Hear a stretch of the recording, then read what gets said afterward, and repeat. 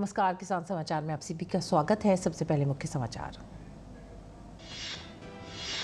प्रधानमंत्री नरेंद्र मोदी ने मन की बात कार्यक्रम में रेडियो को बताया सशक्त माध्यम। पीएम ने उत्तर प्रदेश के बहराइच में महिलाओं के स्वयं सहायता समूह द्वारा स्थानीय चीजों के उपयोग से बायो फर्टिलाइजर और बायो पेस्टिसाइड तैयार करने पर भी की बात।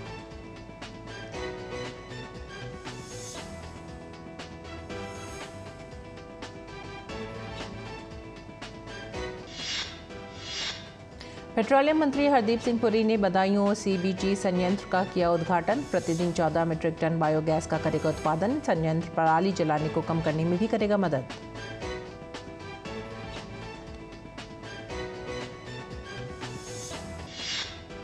सीएसआईआर के वैज्ञानिकों के कारण लेवेंडर की खेती में अभूतपूर्व वृद्धि दर्ज। गणतंत्र दिवस की झांकी में लेवेंडर की खेती में बैगनी क्रांति की शुरुआत बना आकर्षण का केंद्र।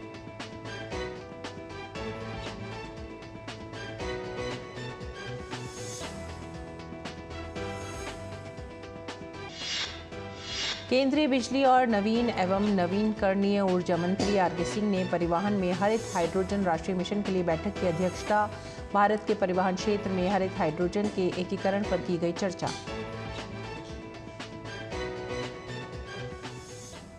मुख्य समाचार के बाद खबरें विस्तार से। प्रधानमंत्री नरेंद्र मोदी ने मन की बात के जरिए बने एक दशक पुराने रिश्ते का उल्लेख किया। उन्होंने कहा कि सोशल मीडिया और इंटरनेट के इस दौर में भी रेडियो पूरे देश को जोड़ने का एक सशक्त माध्यम है। साथ ही पीएम ने उत्तर प्रदेश के बहराइच में महिलाओं के स्वयं सहायता समूह द्वारा स्थानीय चीजों के उपयोग से बायो फर्टिलाइजर और बायो पेस्टिसाइड तैयार करने पर भी बात की।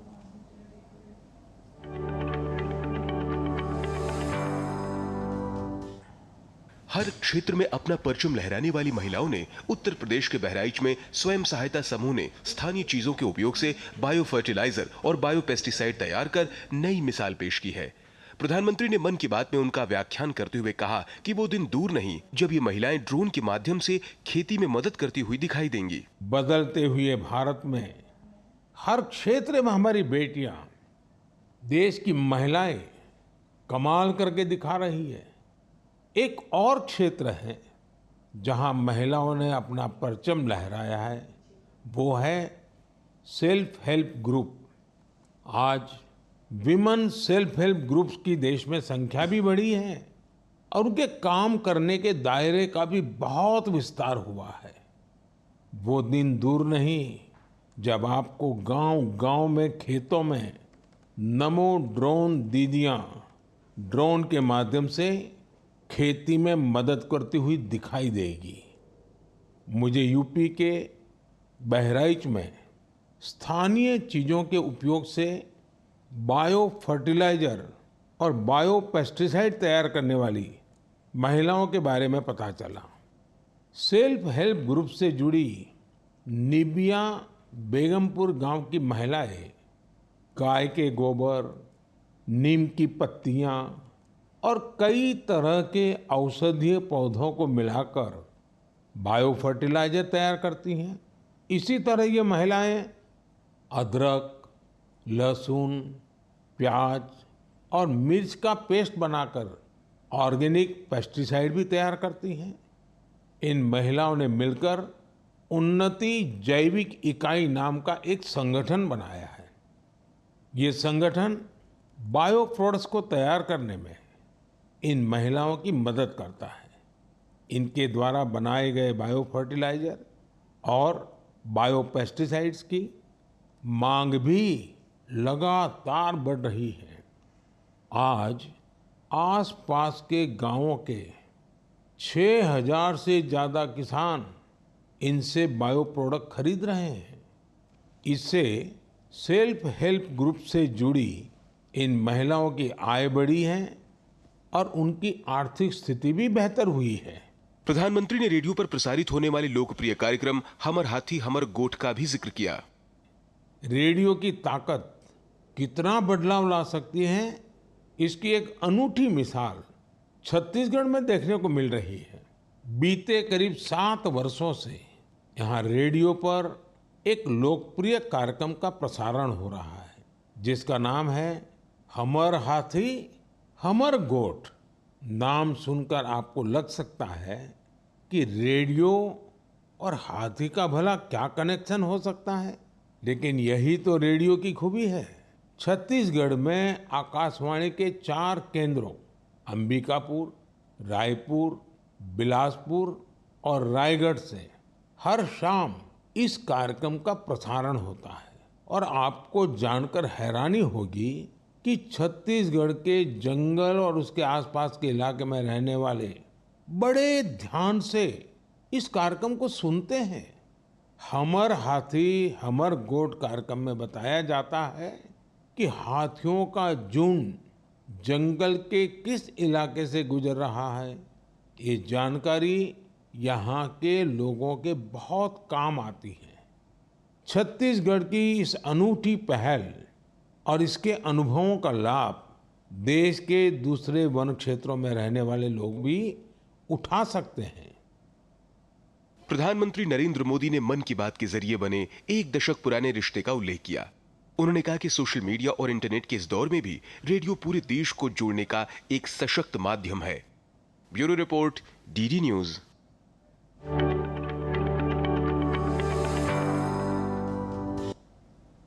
और आइए अब आगे बढ़ते हैं अगली खबर की तरफ। गोबर और पराली अब यूपी के किसानों की आमदनी का नया जरिया बनने जा रहे हैं। उत्तर प्रदेश के मुख्यमंत्री योगी आदित्यनाथ ने बदायूं में 133 करोड़ रुपए की लागत से बने नए कंप्रेस्ड बायोगैस का प्लांट का उद्घाटन किया है। इस प्लांट में 100 मीट्रिक टन धान की पराली से 14.25 मीट्रिक टन बायोगैस बन सकेगी और प्रतिदिन 65 मीट्रिक टन ठोस जैविक खाद का उत्पादन किया जा सकेगा। प्रदेश में जल्द ही 100 नए कंप्रेस्ड बायोगैस सीबीजी प्लांट स्थापित किए जाएंगे। मुख्यमंत्री के साथ कार्यक्रम में पेट्रोलियम, प्राकृतिक गैस और आवास और शहरी मामलों के मंत्री श्री हरदीप सिंह पुरी ने भी भाग लिया। साथ ही प्रदेश के 8 अन्य जिलों में बायोगैस प्लांट का शिलान्यास किया। जिन 8 जिलों में बायोगैस प्लांट का शिलान्यास किया गया उनमें सीतापुर, जौनपुर, बरेली, कन्नौज, कानपुर देहात, अमेठी, बहराइच, फतेहपुर शामिल हैं। माना जा रहा है कि बायोगैस प्लांट लगने से पराली की समस्या का समाधान होगा, किसानों की आमदनी बढ़ेगी और पर्यावरण भी स्वच्छ रहेगा। पीएम योगी ने कहा कि जब ये 8 बायोगैस प्लांट काम करने लग जाएंगे तो 1.47 लाख एकड़ खेती की समस्या का समाधान करेंगे। साथ ही इससे प्राकृतिक और जैविक खेती को बढ़ावा भी मिलेगा। ये प्लांट 1.47 लाख एकड़ क्षेत्रफल में केमिकल फ्री खेती के लिए खाद देंगे। नए प्लांट लगने से रोजगार सृजन के साथ ही निवेश के अवसर भी मिलेंगे। और वैज्ञानिक और औद्योगिक अनुसंधान परिषद यानी CSIR की गणतंत्र दिवस की झांकी ने जम्मू और कश्मीर में लेवेंडर की खेती के माध्यम से शुरू हुई बैगनी क्रांति की शुरुआत पर प्रकाश डाला है। CSIR के वैज्ञानिक हस्तक्षेपों के कारण लेवेंडर की खेती में अभूतपूर्व वृद्धि हुई है और प्रयोगशाला में बाजार तक लेवेंडर उत्पादों का विकास होने के साथ ही जम्मू कश्मीर में कई कृषि स्टार्टअप्स का निर्माण भी हुआ है। झांकी में CSIR द्वारा विकसित भारत के पहले महिला अनुकूल कॉम्पैक्ट इलेक्ट्रिक ट्रैक्टर का भी प्रदर्शन किया गया। CSIR ने जम्मू कश्मीर में खेती के लिए उपयुक्त लैवेंडर की एक विशिष्ट प्रजाति विकसित की और किसानों को पौधे और प्रारंभ से अंत तक की सभी कृषि प्रौद्योगिकियों के साथ साथ जम्मू कश्मीर के कई क्षेत्रों में आवश्यक तेल निष्कर्षण के लिए आसवन इकाइयां भी स्थापित की। जम्मू कश्मीर में लैवेंडर की खेती की सफलता ने इसे बैगनी क्रांति यानी पर्पल रेवोल्यूशन का नाम दिया है। झांकी के सामने वाले हिस्से में लैवेंडर की खेती और जम्मू कश्मीर की 21वीं सदी की एक सशक्त महिला किसान की मूर्ति को प्रदर्शित किया गया था। मध्य खंड में CSIR वैज्ञानिकों द्वारा वैज्ञानिक हस्तक्षेप और एक किसान को गुणवत्तापूर्ण रोपण सामग्री प्रदान करने का प्रदर्शन किया गया और लेवेंडर फार्मलैंड पर काम करने वाले किसानों को भी दर्शाया गया है।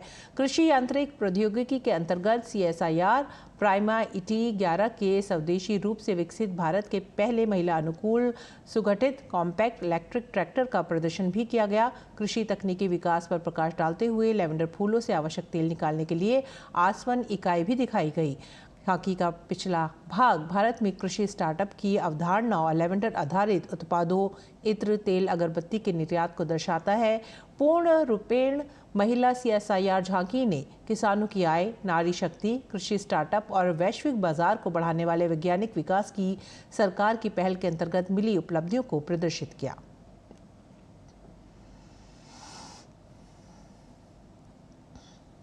आगे बढ़ेंगे अगली खबर की तरफ। देश के किसानों के कल्याण और विकास के लिए केंद्र सरकार गंभीर है।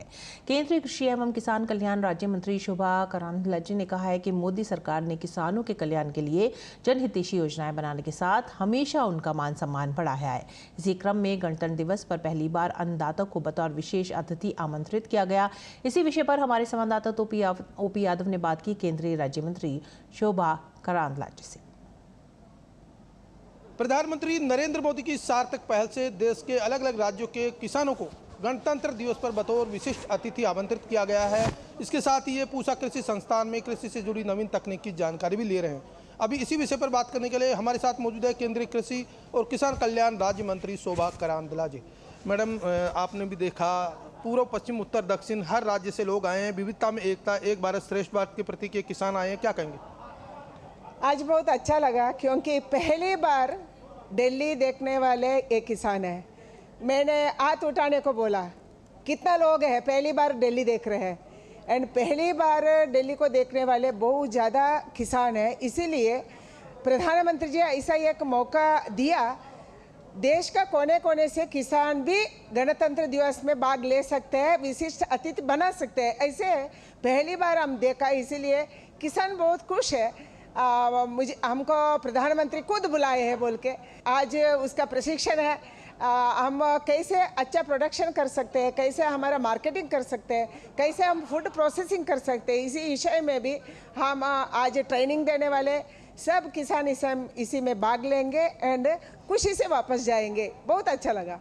विविधता में एकता के दर्शन भी हो रहे हैं, एक भारत श्रेष्ठ भारत का नज़ारा भी यहाँ है। हाँ, सही है। देश का कोने कोने से इधर आए हैं, साउथ इंडिया से बहुत किसानों पहली बार इधर आ गए हैं। इसीलिए देश का हर कोने से किसान आए हैं एंड अच्छा खेती करने वाले, एक मजबूत खेती करने वाले किसान भी इधर आ गए हैं। 2047 का नया भारत हम देख रहे हैं। कृषि के क्षेत्र में ये प्रगतिशील किसान और अन्नदाता नए राष्ट्र के निर्माण के सृजन करता है, क्या कहेंगे? कोरोना का संदर्भ में भी हमारा देश को बचाया, हमारे देश को भोजन दिया हमारा किसान है। किसान का मेहनती के कारण ये सब हुआ है। हमारे देश को अच्छा नाम भी कोरोना के संदर्भ में भी मिला है। इसीलिए हम अभी सरप्लस उगा रहे हैं। प्रधानमंत्री बोल रहे हैं किसानों का आय को दुगुनी करना, दुगुनी नहीं त्रिगुनी कर सकते हैं हम। फूड प्रोसेसिंग को ज़्यादा करना, फूड इंडस्ट्रीज को ज़्यादा करना एंड पूरा विश्व का हम खिलाने का शक्ति भारत को है एंड भारत का किसानों का है। खाद्य प्रसंस्करण की जिम्मेदारी भी आप देख रहे हैं और कृषि में आप भी बार बार कहते हैं कि उत्पादों का मूल्य संवर्धन होगा तो किसान सशक्त और मजबूत बनेगा, आमदनी 2 गुनी नहीं 5 गुनी होगी। हाँ, सही बात है। प्रधानमंत्री खुद करके दिखाए हैं गुजरात में, अभी पूरा देश में कर रहे हैं। इसीलिए हम किसान सम्मान योजना उसका खाता में डीबीटी के तहत दे रहे हैं, टेक्नोलॉजी दे रही है, ड्रोन दीदी दे रही है, अभी फसल बीमा को हम सरलीकृत किया है। ऐसे बहुत सारे योजना हम किसानों को दे रहे हैं। एक ही लक्ष्य है, हमारा देश का किसानों को अच्छा करना, हमारा देश का किसानों को मजबूत करना एंड इसका आय को द्विगुनी और त्रिगुनी करना। तो यदि केंद्रीय कृषि एवं किसान कल्याण राज्य मंत्री शोभा करांदलाजे, जिनका मानना है कि गणतंत्र दिवस पर देश के अन्नदाता को अतिथि के तौर पर आमंत्रित करने से एक और जंग किसानों का मान बढ़ा है, वहीं दूसरी ओर देश के अलग अलग राज्यों से आए किसानों के जरिए एक भारत श्रेष्ठ भारत की संकल्पना पूरी हुई है। मेरे सहयोगी कैमरामैन मोंटी के साथ में OP Yadav, DD news, Delhi. और अब आगे बढ़ते हैं अगली खबर की तरफ। एनसीसी की प्रधानमंत्री रैली में सीमावर्ती क्षेत्र के 400 से ज्यादा सरपंच भी विशिष्ट अतिथि के रूप में शामिल हुए। इनमें से 10 सरपंचों ने प्रधानमंत्री से बातचीत भी की। स्वयं सहायता समूहों से जुड़ी 100 से ज्यादा महिलाएं भी इसका हिस्सा बनी। कैसा रहा इनका अनुभव, इस पर खास बातचीत की हमारे संवाददाता गिरीश निशाना ने। एनसीसी की प्रधानमंत्री रैली में सीमावर्ती गांवों के 400 से ज्यादा सरपंचों ने प्रधानमंत्री नरेंद्र मोदी से मुलाकात की। उनमें से कुछ सरपंच हमारे साथ हैं, बात करते हैं। सर, कैसा लगा आज पीएम से मिले? बहुत ही अच्छा महसूस किया हमने।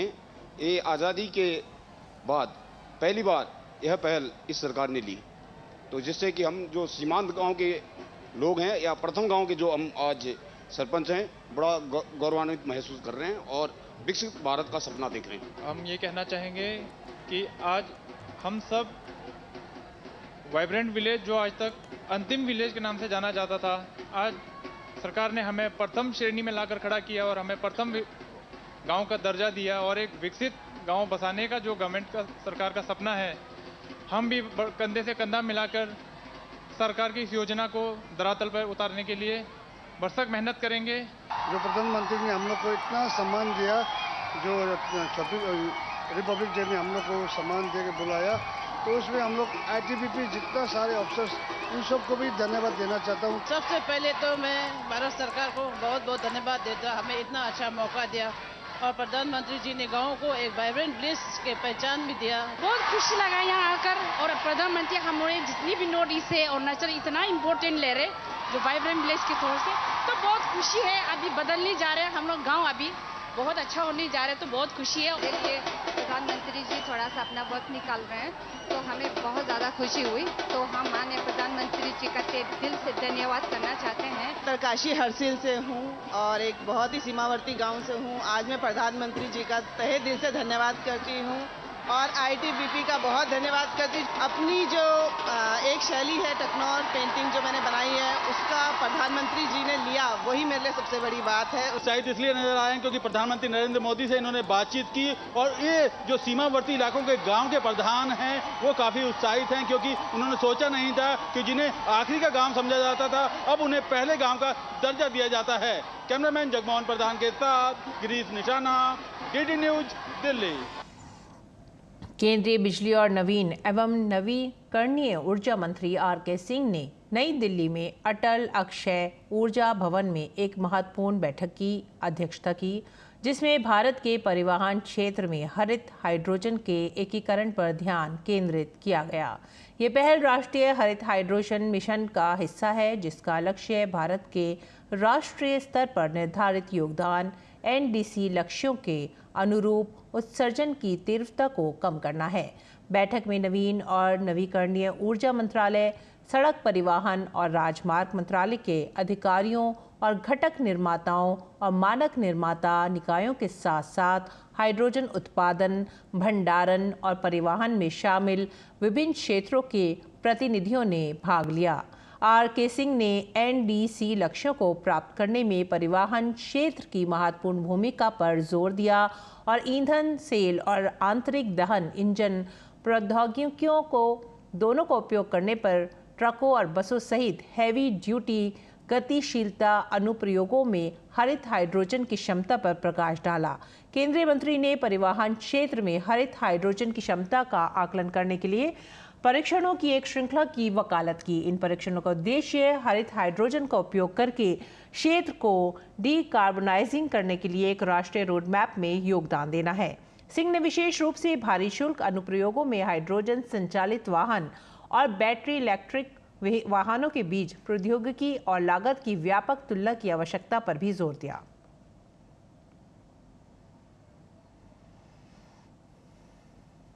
और बात करेंगे मौसम की। देश के विभिन्न हिस्सों में आज घने से बहुत घने कोहरे की स्थिति जारी रहेगी।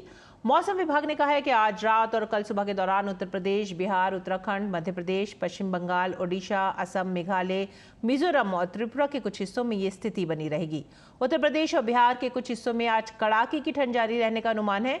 मौसम विभाग ने आज जम्मू कश्मीर, लद्दाख और हिमाचल प्रदेश में मध्यम बारिश और बर्फबारी की संभावना व्यक्त की है।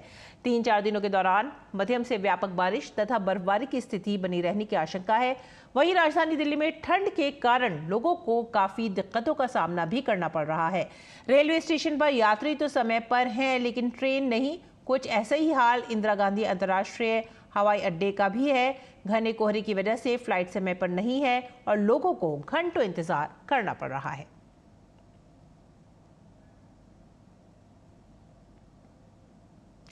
केंद्र सरकार की कल्याणकारी योजना को देश भर तक पहुंचाने वाली विकसित भारत संकल्प यात्रा जन भागीदारी का प्रतीक बन गई है। ये यात्रा आम जन की जिंदगी आसान बनाने की दिशा में सफल हो रही है। गरीब और जरूरतमंद लोगों को केंद्र की सरकार की योजनाओं का लाभ एक ही छत के नीचे मिल पा रहा है। राजस्थान के 12 जिले से देखिए ये खास रिपोर्ट।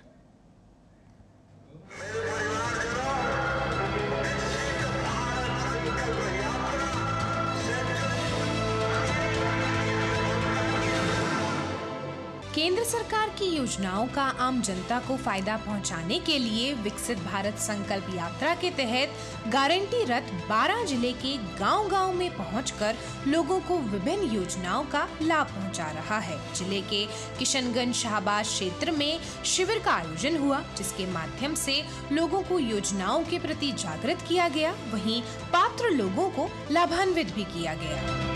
प्रधानमंत्री आवास योजना से हमारे लिए बहुत फ़ायदा हुआ। कच्चे मकान में रहते थे, अब हमारे लिए पक्का मकान मिल गया और हमारे लिए शौचालय वगैरह सब सुविधा हो गई। सारा लाभ मिल रहा है। मोदी जी की योजना का है, आयुष्मान कार्ड है वो भी बनवा लिया, उजला है, गैस है, सब सुविधा है। इधर से मकान मिला है, बहुत बढ़िया। पक्का मकान, पहले कच्चे में रहते थे, अब पक्का मकान मिल गया। लाइट नल बिजली की सब व्यवस्था हो गई। कच्चे मकान परेशानी आती, कोई से मौसम में दिक्कत आ सकती थी।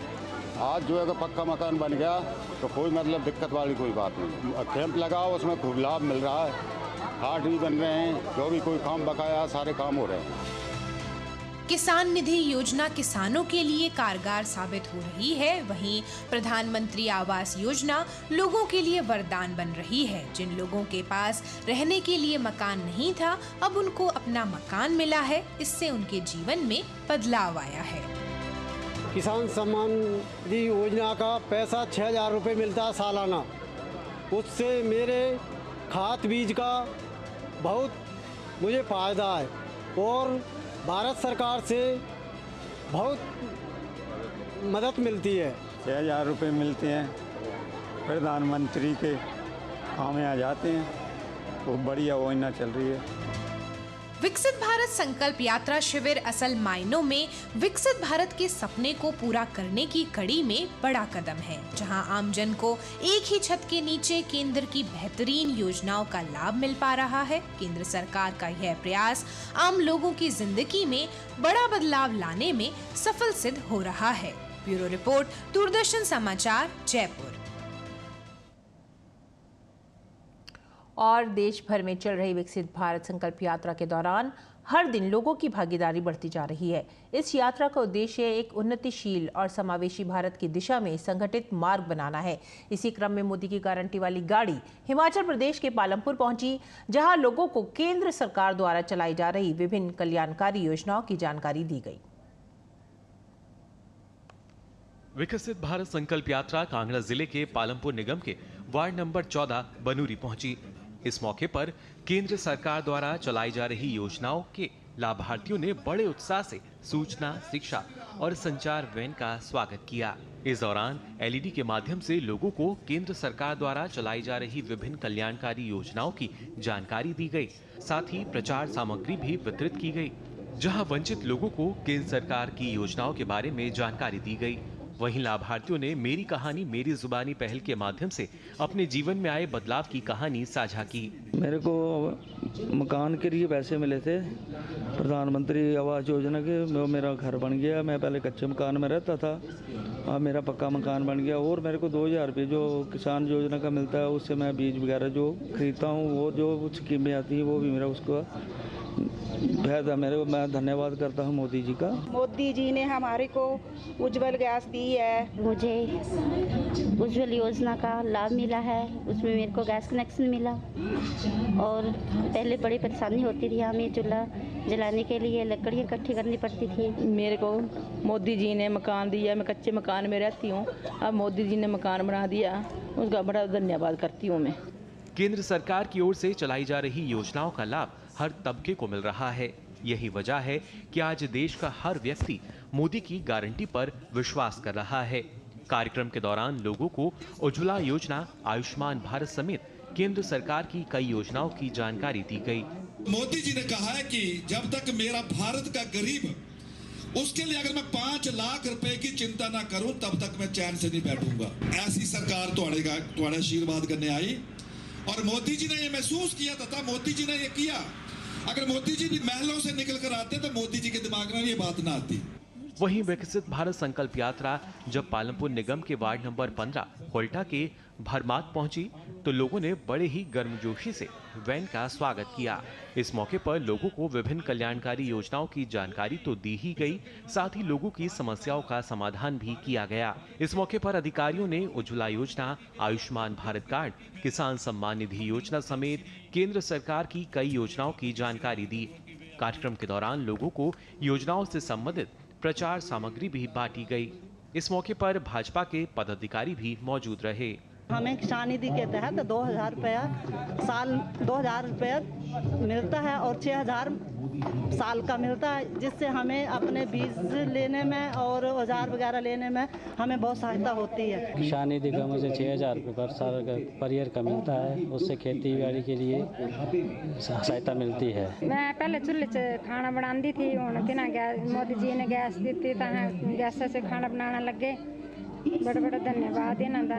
2000 रुपये मिलता हमारे को, उसमें हम खेती बाड़ी करते हैं और उसके औजार खरीदते हैं और मोदी जी का बहुत बहुत धन्यवाद। प्रदेश में चल रही विकसित भारत संकल्प यात्रा को लोगों का भरपूर समर्थन मिल रहा है। इस यात्रा का सबसे बड़ा मकसद ही यही है कि कोई भी हकदार सरकारी योजनाओं के लाभ से छूटना नहीं चाहिए। ऐसे लोगों तक पहुंचने के लिए मोदी की गारंटी वाली गाड़ी गांव-गांव पहुंच रही है। Bureau report, DD news. और आइए अब जानते कुछ और खबरें खास खबर में। प्रधानमंत्री नरेंद्र मोदी ने साल 2024 के पहले मन की बात कार्यक्रम में 22 जनवरी को अयोध्या धाम में हुई प्राण प्रतिष्ठा पर अपने भाव व्यक्त किए। साथ ही प्रधानमंत्री ने स्वच्छता अभियान में लोगों के बढ़ चढ़कर हिस्सा लेने पर खुशी जताई।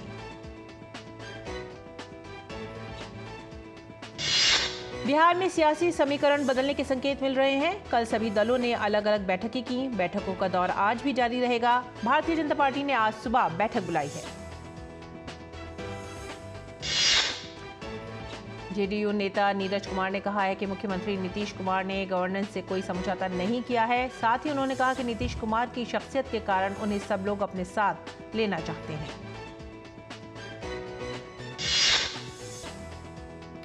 इस बार परीक्षा पे चर्चा कार्यक्रम के लिए रिकॉर्ड संख्या में छात्रों, शिक्षकों और अभिभावकों ने पंजीकरण कराया है।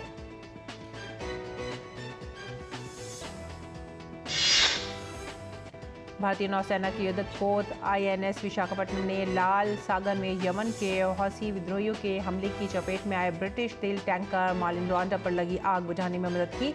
इस जहाज में 22 भारतीय क्रू मेंबर के अलावा बांग्लादेश का एक क्रू मेंबर भी सवार था। 2018 में शुरू हुआ परीक्षा पे चर्चा कार्यक्रम देश भर के छात्रों के बीच बेहद लोकप्रिय है। कार्यक्रम के जरिए प्रधानमंत्री नरेंद्र मोदी छात्रों को परीक्षा के तनाव से बेहतर तरीके से निपटने के गुर बताते हैं। केंद्रीय रेल मंत्री अश्विनी वैष्णव ने आज रेलवे में बढ़ते रोजगार के अवसरों को लेकर बताया है कि अभी तक 1,50,000 लोगों को रोजगार मिल चुका है और अब हम हर साल ज्यादा से ज्यादा लोगों को रोजगार देने का प्रयास करेंगे। राजधानी दिल्ली के कालकाजी मंदिर में देर रात जागरण के दौरान भगदड़ मचने से एक महिला की मौत हो गई, जबकि 17 लोगों के घायल होने की जानकारी है। जागरण के दौरान स्टेज के टूटने से लोगों में भगदड़ मच गई।